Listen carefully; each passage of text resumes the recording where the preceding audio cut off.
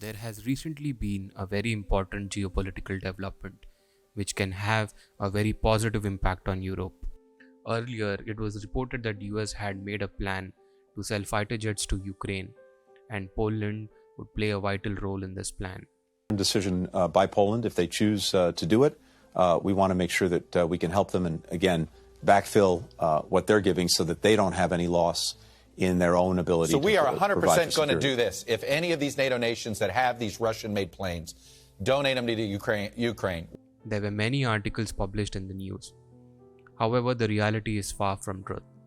The original idea was to give F-16 fighter jets to Poland, and in turn, Poland would replace its MiG-29 fighter jets with these jets and give their MiG-29s to Ukraine to fight Russia. Poland's Prime Minister has clearly stated that this is not true at all and has said that he has not made any agreement with the US. He reported this news as misinformation, but has agreed to help refugees. Poland and Ukraine share a very big border, and any refugees coming from Ukraine into Poland will be helped. Poland's Prime Minister's office has also denied this on their Twitter handle and stated that this is fake news.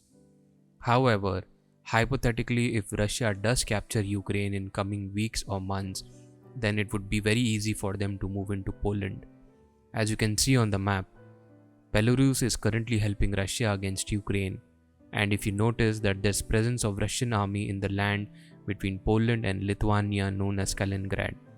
Russia's army, navy and their missiles have already been deployed here. Russia can easily overpower Poland from its coastal areas too. You might say that in this case Article 5 of NATO would become active. If you look at history, then there was only one time when Article 5 of NATO became active, and it was at the time of 9/11.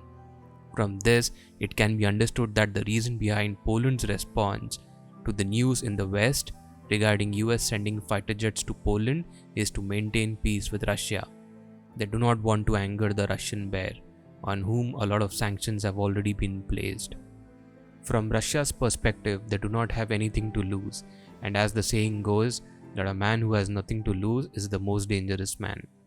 In 1997, when Joe Biden was young, he said that Russia would only attack Europe if NATO moves closer to its border. I want you to look at this video. I think the one place where the greatest consternation would be caused in the short term for admission, having nothing to do with the merit and preparedness of the country to come in, would be to admit the Baltic states now in terms of NATO-Russian, US-Russian relations. And if there was ever anything that was going to tip the balance, were it to be tipped in terms of a vigorous and hostile reaction, I don't mean military, in Russia, it would be that. So the way I look at the calculus here is... Now, according to Joe Biden, if the Baltic states, which are Estonia, Latvia and Lithuania, were added to NATO, then we would see Russia becoming hostile. This eventually happened during the time of George Bush in 2004. The next in line was Ukraine, and we saw Russia becoming hostile when talks happened to include Ukraine in NATO. This, however, does not justify the war in Ukraine.